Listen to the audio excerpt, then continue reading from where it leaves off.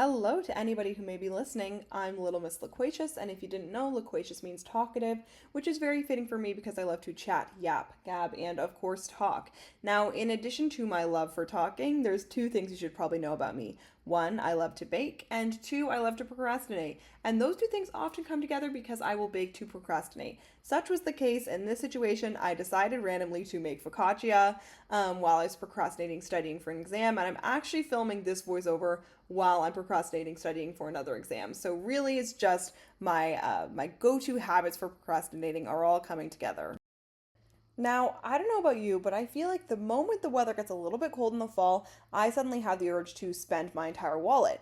But as a student who's trying to be more frugal, I've had to really look in and think critically about what I actually prioritize and value spending money on versus what I'm okay to save on. So, with that being said, I thought that as I'm making this focaccia today, I would kind of talk about the key things that I do and don't spend money on as a student. Do you get it?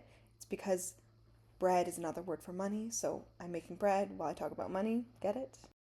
Okay, now this is not a bread making tutorial, but the first step that I did was prepare my yeast. And while I do that, I want to kind of talk about some of the things that I do spend money on. So the first category that I will spend money on is clothing. And I guess I'll still caveat this and say that I don't buy clothing all the time, but I'll occasionally buy myself, a shirt for going out. I bought myself a fall coat recently. I've been really focusing on building out kind of my everyday jewelry stack, and so I've been spending some money there. I just find that what I wear plays a big factor into kind of how I feel going out about the day. And so for me, this is kind of an area where it's worth it for me to sometimes spend a bit of money to kind of switch up my wardrobe or kind of build out my jewelry collection and stuff like that. Another area I spend money on is Ubers/transportation. Don't love that I do this, but when I'm busy, I prioritize kind of spending more time at things or doing more than saving money on transportation. So, for example, if I have a professional event for school and then a social for an extracurricular, I'll Uber between the two to avoid having to leave one early or be late to one. That being said, I oftentimes will take the bus whenever I can, and my housemates here at school have cars, so that definitely helps save some money. The last kind of big category that I'll spend on is hobbies. I'll get into this, but I'm not really big into fitness, but I have a lot of creative hobbies that I will spend money on.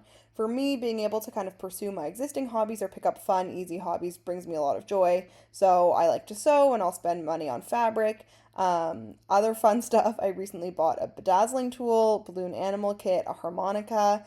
For me, having a creative outlet will always be worth the money, and I try to save when I can. So I either pick up cheap hobbies, shop fabric on sale, things like that. If I had infinite money, I would buy myself a Cricut, but I don't. So I try to focus on hobbies that are a bit more cost effective.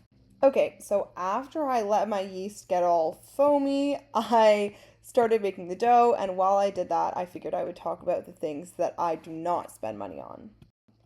And I guess first I'll kind of preface this, which maybe I should have done at the beginning, by saying when I say do and don't spend money on, obviously it's not black and white.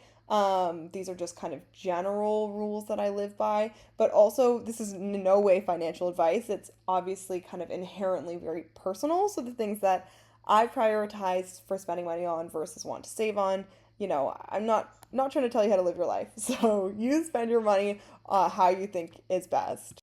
Okay, with that being said, the first thing that I don't spend money on is coffee/matcha/tea. And I guess I'll say I don't spend money on buying it out. So I tend to make my own. I don't drink coffee, but I'll make my own London fogs, chai lattes, matchas.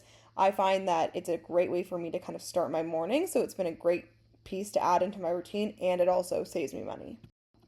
So I kind of alluded to this, but the next thing I don't really spend a lot of money on is fitness.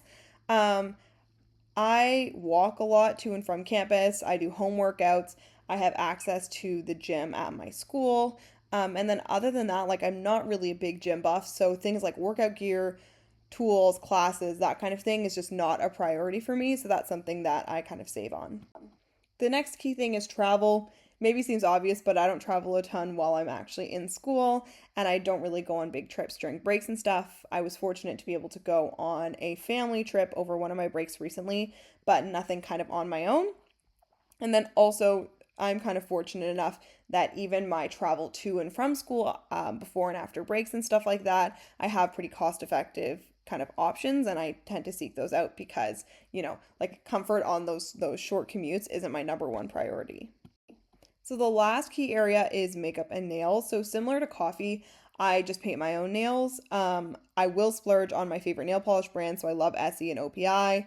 And then with makeup, I'm kind of a creature of habit, and I feel like I don't love makeup as much as other people. And so I'm at the point now where I have a pretty set routine, and I kind of only will repurchase makeup. The one, I guess, area here where I will spend on is perfume. I love perfume, but even then, I usually buy one full size perfume every year.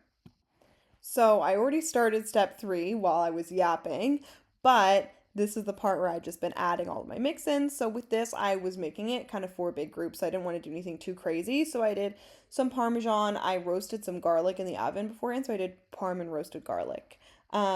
Anyways, the last kind of area I wanted to talk about was somewhere where it's a bit more of a gray zone for me, which is food. And what I mean by that is I don't eat out a ton at restaurants. Sometimes I'll Uber Eats, much less than I used to, but I do love to cook and I cook a lot. And so while I try to kind of buy in bulk, shop sales and things like that, I will splurge on certain ingredients. For example, a Parmesan, it runs up a pretty penny, but I will always buy it because cooking is something that I really prioritize. So, with that being said, I ended up kneading this focaccia and letting it kind of rise. Unfortunately, did not film it, but just trust when I say that it was good. And otherwise, I guess if anyone's listening, then thank you, and I'll see you next time.